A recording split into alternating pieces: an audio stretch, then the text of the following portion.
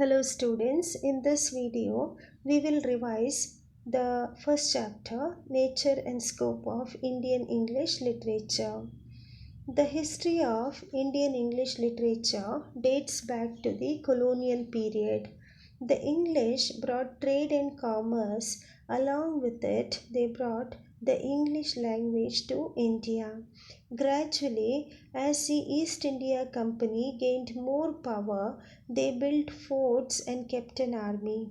They brought in a system of law and order to punish the guilty.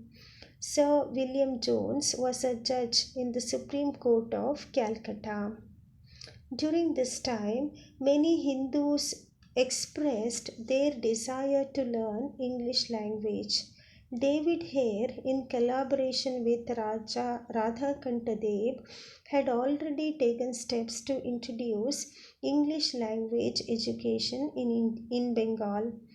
Rajaram Mohan Roy was concerned about the education system in India. British government at that time wanted to establish a Sanskrit college. For people like Rajaram Mohan Roy, Sanskrit and Persian represented an old way of learning things.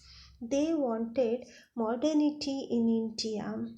To introduce modernity, they needed a language which was the repository of science, modern thoughts, and values. Modernity and nationhood were the concerns of these people like Rajaram Mohan Roy, Ishwar Chandra Vidyasagar, Bankim Chandra Chatterjee. Rajaram Mohan Roy insisted that English education must be given to the people of India to make them free from obscurantism and superstitions of the past. Babu Buddhinath Mukherjee advanced the introduction of English as a medium of instruction further by enlisting the support of Sir Edward Hyde, Chief Justice of the Supreme Court of Fort William.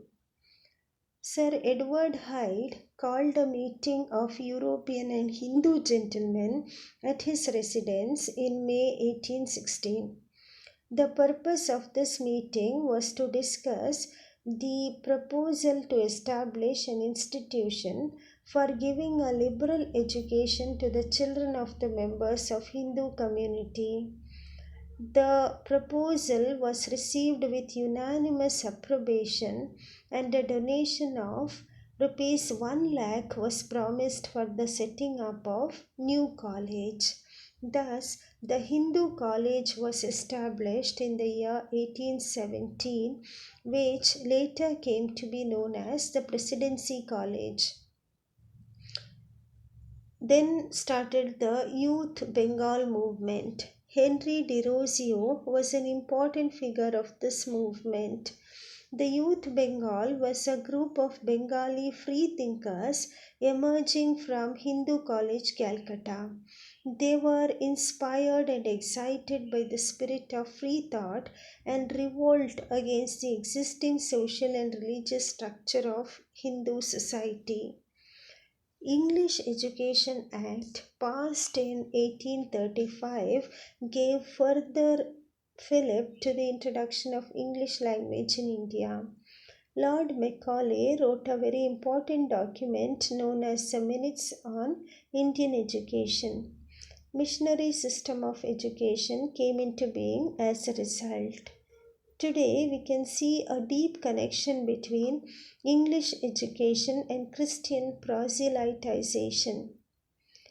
As we know, the early Indian writers were trying to combine the Indian sensibility with an English linguistic tradition. Thank you.